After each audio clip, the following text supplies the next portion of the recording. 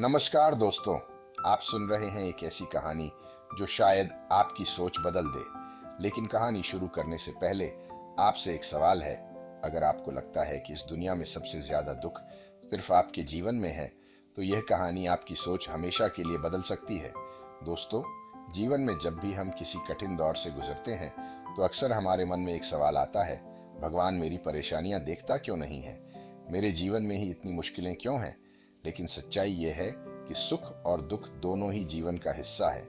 आज की कहानी भी एक ऐसे युवक की है जिसका नाम था नवीन। नवीन अपने जीवन की परेशानियों से बहुत परेशान रहता था। उसे लगता था कि इस दुनिया में सबसे ज्यादा दुख अगर किसी के हिस्से में आए हैं, तो वो सिर्फ उसी के हिस्से में आए हैं। उसे भगवान से हमेशा शिकायत रहती थी।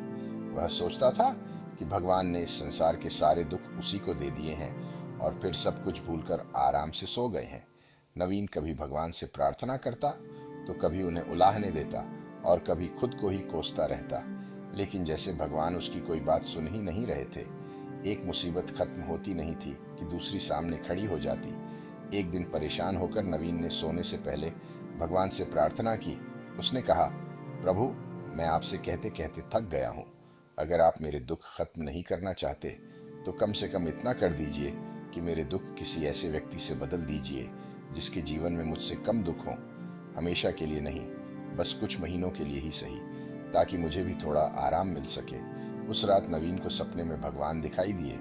भगवान मुस्कुराते हुए बोले, बालक, मैं तुम्हारी प्रार्थना रोज सुनता था, लेकिन मैं उन लोगों पर ज्यादा ध्यान दे रहा था जो तुमसे भी ज्यादा कठिन परिस्थितियों में हैं। खैर, अगर तुम ऐसा चाहते हो तो एक काम करो, तुम अपने सारे दुख एक एक कागज पर लिखो, फिर उन सबको एक गठरी में बांधकर शहर के मुख्य चौराहे पर टांग आओ। इतना कहकर भगवान अंतर्ध्यान हो गए। नवीन अचानक नींद से जाग गया। पहले तो उसे विश्वास ही नहीं हुआ कि सच में भगवान उसके सपने में आए थे। लेकिन फिर उसने सोचा, कोशिश करने में क्या जाता है। उसने अपनी सारी परेशानियां कागज पर लिखना शुरू किया। वह लिखता ही चला गया।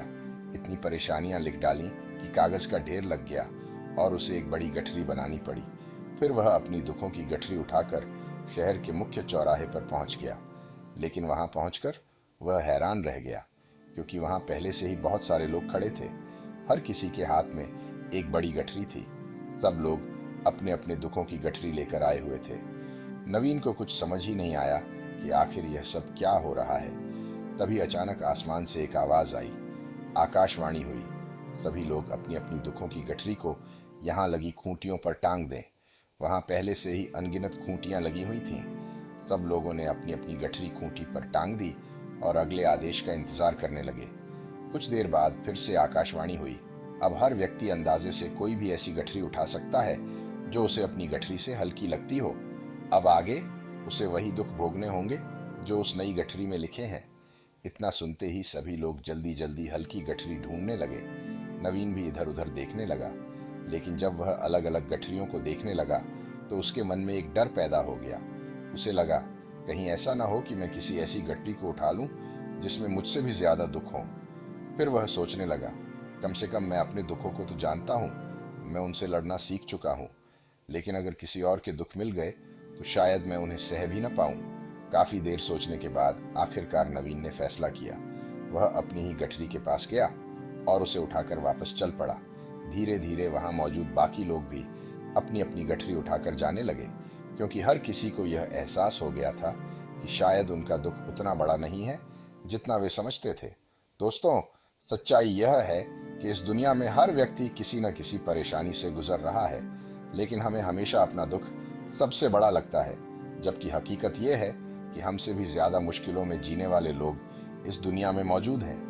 इसलिए हमें अपने जीवन की परेशानियों से भागना नहीं चाहिए, बल्कि हिम्मत के साथ उनका सामना करना चाहिए, क्योंकि कई बार हमारे दुख उतने बड़े नहीं होते जितना हमारा डर उन्हें बना देता है।